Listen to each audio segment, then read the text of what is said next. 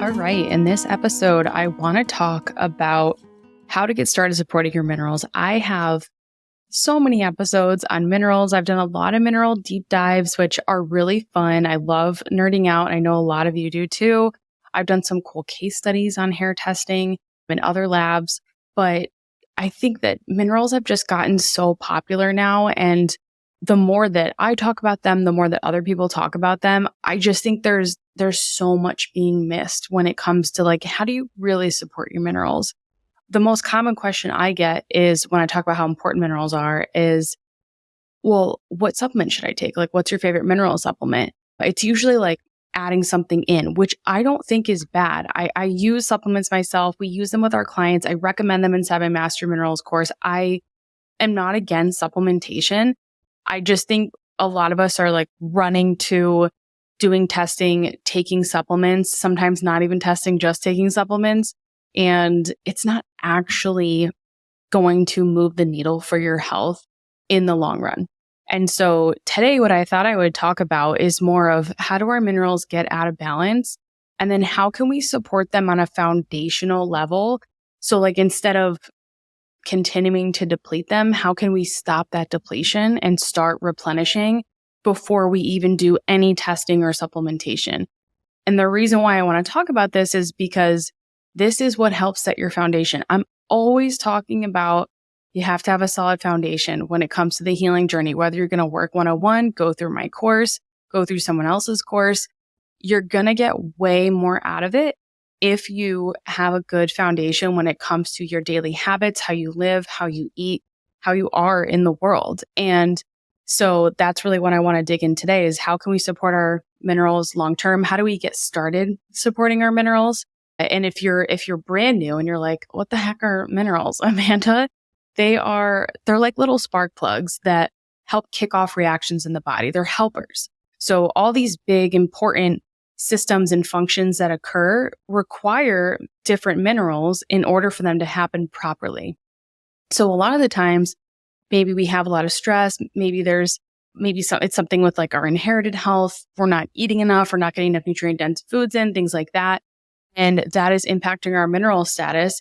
That will then impact the different systems of the body, which, I mean, literally everything, digestion, detoxification, hormone production, both sex hormones and stress hormones, and things like insulin for blood sugar balance.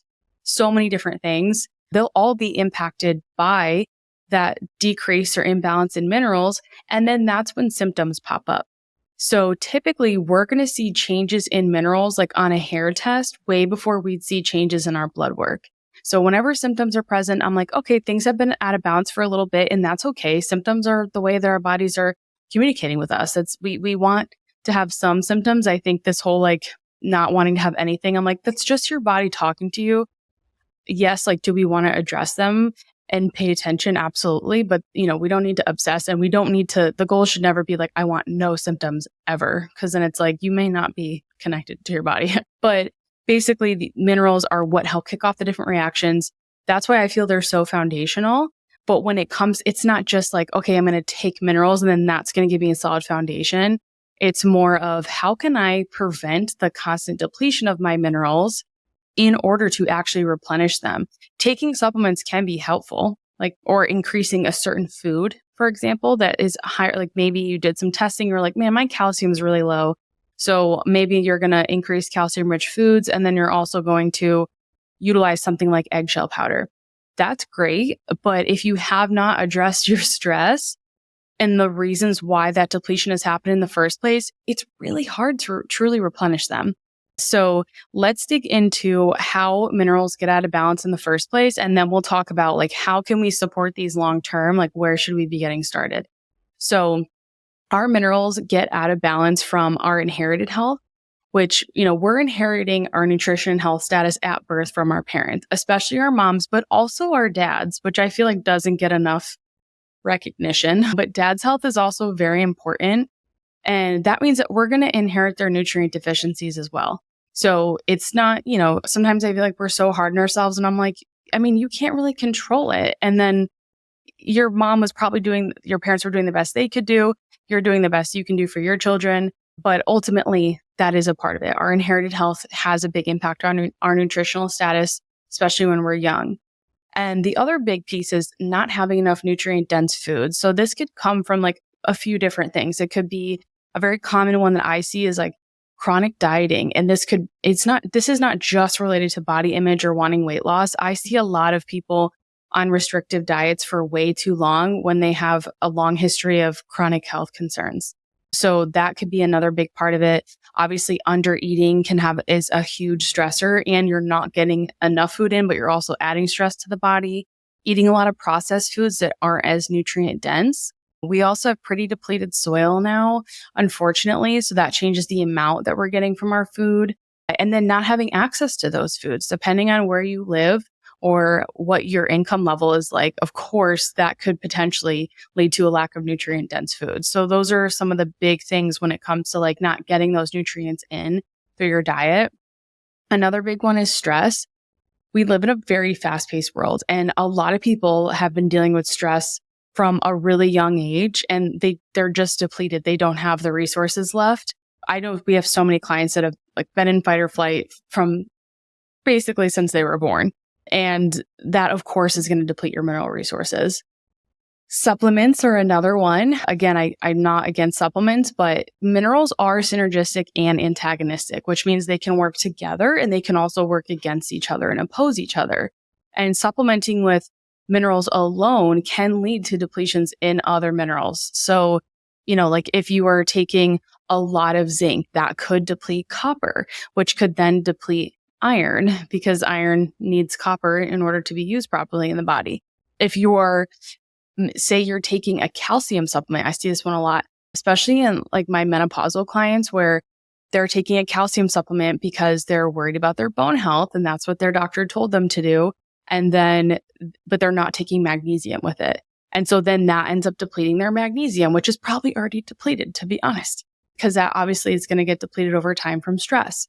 So different things like that can lead to different imbalances and depletions of minerals. So being mindful of any supplements you're taking. Hormonal birth control can lead to pretty big imbalances in copper and iron, and those can also impact calcium levels. So that's another one. And then the other kind of last big one is inflammation and insulin resistance. Inflammation uses up important minerals like zinc. I think that's why a lot of people have zinc deficiencies, because they are so inflamed. And it can create a stress response in the body. And then insulin resistance actually reduces how many minerals we can absorb into our cells. So if we have insulin resistance, that can definitely play a huge role in your ability to replenish your minerals as well. But that's how they're getting out of balance typically. So what can we do? What can we focus on in our day-to-day life? What would I say? Like, okay, if someone's like, I want to get started with supporting my minerals, what's the first thing I should do? I would assess how you're living. I'd really start to look at how are you living on a day-to-day basis, because this is going to impact our mineral status, our digestion, our sex and stress hormones, our blood sugar, literally every aspect of our health. And one of the best ways to start supporting our minerals is to start slowing down how quickly you're burning through them, which is a huge part of that is minimizing stress. There's a lot of different stress management strategies out there. I think you have to find what works for you, but I think what we forget is like, yes, maybe meditation helps you and maybe that resonates with like the rest of your day. But a lot of the times I see that people, maybe they have this one short practice that they do, but then the rest of the day is like completely chaotic. So things that you want to think about, like, are you constantly in a rush? And do you have signs that you're likely addicted to cortisol? And those are things like always having a to-do list that's like a mile long and probably unrealistic. Feeling like you always want to do high intensity exercise, relying on coffee, and especially like in coffee on an empty stomach, rushing through your meals, or just never sitting down and eating your meals. If you're constantly multitasking, like you're working, but you have to be listening to something, or you're doing chores around the house and you're doing 80 things at once, you're working, you're on your phone, you're never just doing one thing, constantly checking your phone. And phones are like, I want to do a whole separate podcast on phones and putting boundaries on your phones and like how to use your phone in a supportive way for your health and not a detrimental way. But, just having that habit of constantly wanting to check your phone, that's a dopamine thing for sure. But it is also a high stress state. having resistance to rest and relaxation. Like you're like, I can't just sit still. And then being obsessed with your health and constantly researching. We see this a lot, and it tends to lead to people like spiraling, going down rabbit holes and jumping like from protocol to protocol. And it's so stressful. It's stressful on their bodies because they never get a chance to see like something through and how it's going to affect their health. And then it's also stressful on their brains because they're constantly looking for this next thing. And then the other big one that I see a lot is when people don't give themselves enough time to get somewhere, like they're always in a rush, or if they're just always in a rush, even though they don't need to be. It's kind of like, why are you rushing? We're on time. Like we don't have to drive extremely fast to get to this location just a few minutes earlier. Like it's okay. Things like that. Those are all signs like, okay, there's probably some addiction to stress, addiction to cortisol, which again is very common because we live in this high stress world. It's very fast paced. And actively slowing down on those things, paying attention, like, can you take a break from multitasking? Can you try to do one thing at a time? Can you make a more realistic to-do list? Like, are you doing too much in a day? And this can be a hard conversation with some people because it's kind of like, well, I have to do all these things. I don't have an option, but how are you doing them? Do you plan ahead to give yourself enough time between things? Are you organized in a way that's going to make them less stressful? Sometimes we can't avoid, we can't take things off of our plate. And I totally understand that. But I think how we do it says a lot about like the kind of, are we coming from a stress state or a not stress state? And just actually looking at, am I living in a very chaotic, high stress way? Am I always on my phone? Could I put boundaries up? And it takes time. You don't ever change all these at once, but just picking like one or two things and starting to think about how can I shift how I'm living a little bit, and then paying attention to how you feel. How do you feel from like a foundational level? Do you feel more grounded and less stressed? Are you sleeping better? Are you reaching for your phone less? When we start to make changes in how we're living, it'll like go off and impact all the different areas of our life, our relationships, our health, everything. So daily life is a really important place to start because again, you could eat perfectly, you could take all the supplements, but if you are a complete stress case and you're living in a way that's not sustainable, you're never going to improve your health. The other area I like to talk about is being intentional with nutrition. So there's a few different ways this is going to impact our mineral status. Number one is, are you eating enough? If we're under eating, of course, we're going to get less nutrient dense foods in, but we're also going to be more stressed, and that's going to deplete our minerals more. Are you eating breakfast? I mean, that's a really great way to support not only your mineral status, but like sex and stress hormones. It supports your circadian rhythm. It's going to avoid making too much cortisol, which is going to deplete minerals and hormones. That's like a really big one. Like, are you eating enough? Are you eating breakfast? Those are huge. And I have a podcast episode that I've done in the past that talks about like hormone supportive nutrition that I'll link to this one as well, because I dig into all this stuff more there. Are you eating nutrient dense foods? So trying to consume a variety of animals and plants. I think it's very important to have both, and making sure you are getting plenty of animal foods, having those at every meal and snack. Basically, it should be priority. And things like organ meats are great. The amount that someone's going to need is going to vary. Some people might take an organ supplement daily, like a small amount. Some people may eat organ meats once a week, once a month. It just kind of depends on the person and what they need. But even incorporating them just a small amount can be very helpful. But I think we get kind of lost in like, I get a lot of questions around like, how much calcium should I eat a day? How much potassium should I eat a day? And sometimes it can be helpful to focus on exactly how much you're getting in so that you can improve certain minerals. But I would say like a lot of the times I'm like, are you eating enough food and are you getting a mix of animals and plants in? You're probably like, that matters as well. And like, are you digesting and absorbing those foods? That's huge. And the stress piece, like you could eat as much of that mineral as you want, but it's not going to improve your potassium on your hair test if you're super duper stressed. Same thing with calcium and things like that. I hope that you're enjoying this episode. I wanted to take a quick break to offer you a discount code for my Replenish Your Minerals course. So if you are listening to this and you're like, I need to work on all these things, I want to start working on replenishing my minerals rather than depleting them, and you would like a step-by-step guide to teach you how to do that, that's what I do inside my mini course called Replenish Your Minerals. It's 6 weeks of small changes that add up hugely over time, and it's very very simple, but it goes through all the topics I'm talking about in this podcast episode, as well as circadian rhythm. And I dive deeper into things like digestion, blood sugar, all that sort of thing. So if you want a 6-week guide to take you through this process, you can use the code podcast at checkout when you go to the link in the show notes for the Replenish Your Minerals course. And the last big way is, are you eating in a way that supports blood sugar? And this is one that I feel like doesn't really get enough attention when it comes to like people talking about like, oh, minerals are so important, like how to support your minerals.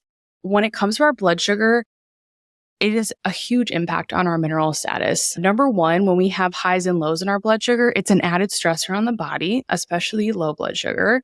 And when our blood sugar drops, our bodies release cortisol in order to break down the sugar from our liver and make sure that we're having normal levels of sugar back in the blood. So we see this a lot in those that have high fasting blood sugar, especially in the morning when they're first waking up. How can someone's blood sugar be high if they haven't eaten anything? And it's because it likely dropped too low overnight. So then they release cortisol to get the sugar from the liver so that their body can stay alive, because that's our body's ultimate goal, is survival. And this raises their blood glucose levels, and some that's going to lead to elevated levels in their body if they're excessively stressed and possibly insulin resistant. So low blood sugar is a stressor on the body. It's going to release cortisol, which is going to use up mineral resources. And then high blood sugar is also a stressor on the body. So high blood sugar can lead to more inflammation, and that will also eventually lead to a low blood sugar, especially if someone's insulin resistant. What is insulin resistance? It's a condition when the body's cells become less responsive to the effects of insulin, which is a hormone that is really important for regulating our blood sugar levels. It helps get glucose inside the cell. So it's made by our pancreas, and it helps take up that glucose from our bloodstream, get it inside the cell, use it for energy. And when cells become resistant to insulin, then glucose is less effectively absorbed. It's hanging out in the system where it shouldn't be, and it leads to an increased release of insulin to try to get the glucose inside the cell. This is eventually going to lead to inflammation. So inflammation is going to use up zinc, like I mentioned before. Which is also going to use up magnesium and sodium and potassium. Minerals are very synergistic in that way. And if we have a lot of inflammation and insulin resistance, we have a harder time getting minerals inside the cell. So not only does it use them up, but we have a hard time getting them in and actually using them. So when it comes to, okay, well, what can I do to support my blood sugar? Again, I have that episode that I'm going to link because I've talked about a lot of this stuff before, but I'm also going to go through it quickly. If you're someone that is new here and you're just wanting some quick tips on like, what are some simple ways that I can start supporting my blood sugar? One of them is trying to eat protein-rich foods first. When we combine protein, fat, and carbs in a meal, this automatically slows down how quickly we're going to absorb those carbohydrates and raise our blood sugar. So that alone is helpful. You can take it a step further and try eating that protein-rich food first rather than eating the carbohydrate-rich food first. And that can lead to a smaller increase in our blood sugar overall, which means we're not going to have a big dip after the meal. So this just helps take a load off the amount of insulin that your body needs for that meal. So it's easy. You don't have to like necessarily change what you're eating. It's more just how you're eating it. One thing I do want to note is when it comes to protein, certain proteins are more dense than others. Like they're going to fill us up more, and they can contain more calories than others. So, and they're all going to vary with the amount of fat they have. So for example, I see some clients will have like milk and fruit for a snack, and they may do really well. Like they have stable energy, mood, we're not concerned. While others, they require a more dense protein source, like something like Greek yogurt and fruit. Like maybe the milk is not enough protein for them.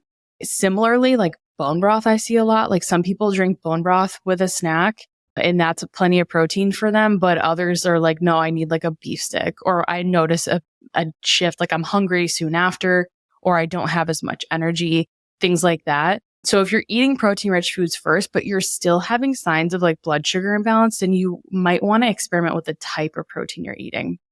And then, like I talked about, eating a protein-rich breakfast, eating breakfast soon after waking, and then making sure that has plenty of protein in it. This is a great way to support your blood sugar for the whole entire day. We have clients do this and they're like, wow, I feel so much better.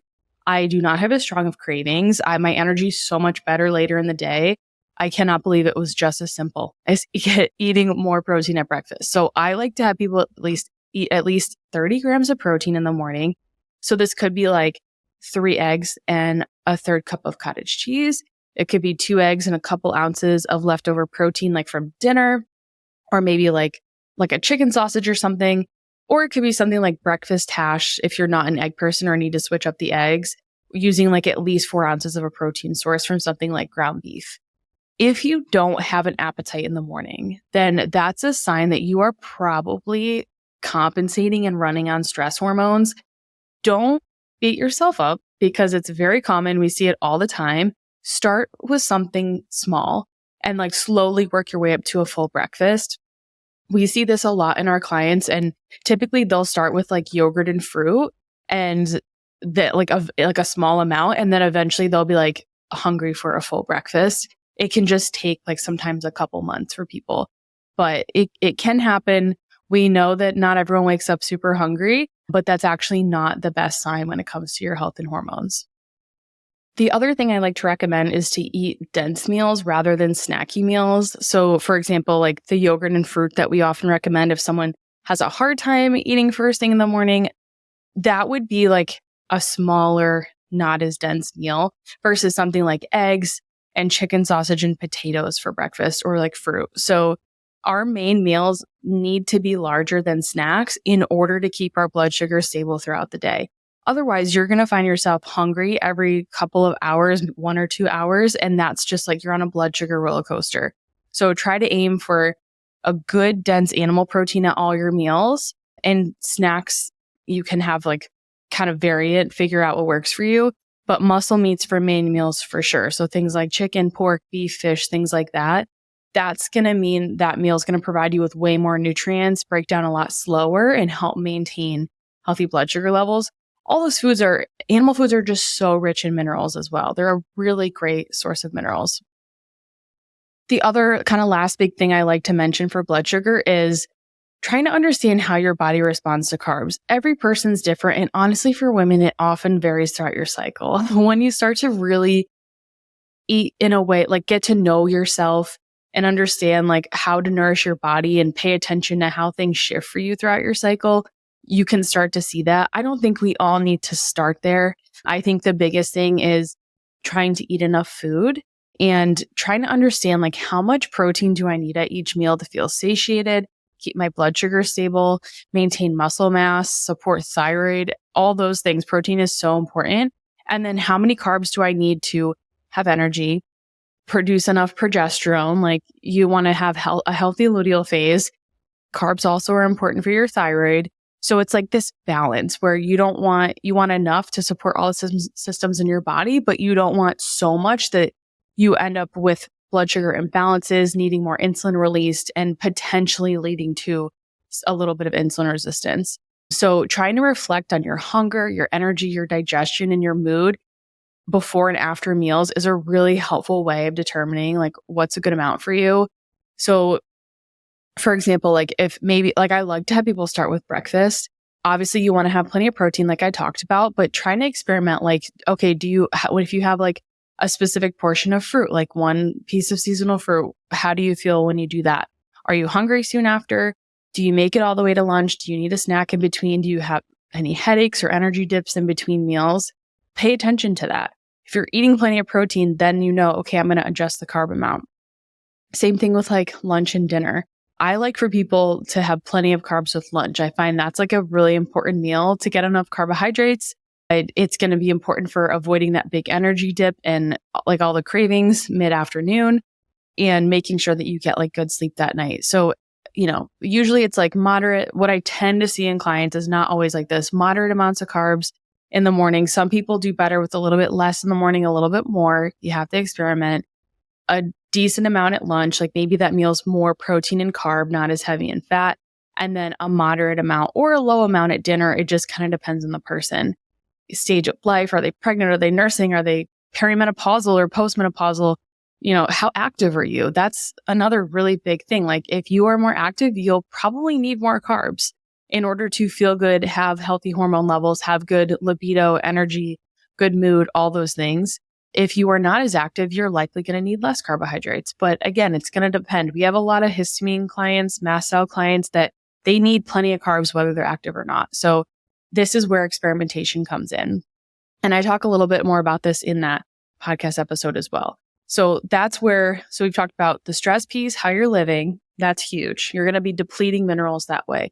We talked about eating nutrient dense foods, making sure you're eating enough, eating breakfast, and then supporting blood sugar so that again, you're getting those minerals from food, but you're also using them well and not depleting them. The next big area is supporting digestion. So trying to slow down at meals so your body can actually digest your food. If you're in fight or flight, digestion's not prioritized. So like standing, eating up, eating while driving or doing other things, eating while working, that sort of thing, it is not great for digestion. It puts your nervous system in the stress state. So if you can try to prioritize most meals sitting down, I like to look at meals as a break. This is a required break for myself a few times a day that I have to take in order to nourish my body. And if you cannot sit down for 3 meals, I think that I would really focus on the first thing is evaluating how you're living, because that's probably going to make the biggest difference for you. If digestion and metabolism are compromised, maybe you feel like maybe you have constipation, maybe you're bloating, maybe you have a thyroid issue, you feel like don't really digest your food well, then that's when using something like apple cider vinegar or digestive bitters could be very helpful. And I do talk about this more. I have an episode on how to have healthy digestion. So you can listen to that one if you want more info on that, like who they can be a good fit for. But I think it doesn't hurt to experiment. So see what works for you. But I think if you're not slowing down at your meals, I would say I wouldn't try the digestive support first. I would try to fix that habit first, because then you're going to get way more benefits from the digestive support. And I know I'll get questions on enzymes. I'm not against digestive enzymes. They just aren't going to stimulate your own digestive juices. So I do use them with certain clients in the short term. But if you want to actually improve your own digestion, then using things like the vinegar and the digestive bitters is a little bit more helpful. The other big thing is being particular with supplements. So trying to avoid like generalized supplement recommendations for, honestly, I would say everything. I think that with this like influencer culture online, and I'm like, I don't think I'm an influencer. I don't share a lot of products. I'm not good at affiliate codes. I feel like I'm like the worst. If I'm considered an influencer, I'm probably the worst influencer. I look at myself as more of like an educator, especially because not everyone needs every supplement or every product. So I'm like, I never want people to feel like, oh, you have to buy this because I like it. Because it's like, it may not help you and then you're wasting your money. So I feel like people online, there's this big influencer culture. We see supplements, we're like, oh, this person took it for this and it really helped them with XYZ health concern. But like, we don't know why it helped them. They may have this whole other part of their health history that we don't know, because they don't have to share that with us online. It's not, I think they should share as much as they can if they're recommending a product, but ultimately it may not work for you. And it could be something that's actually going to hinder your progress in your health more than anything.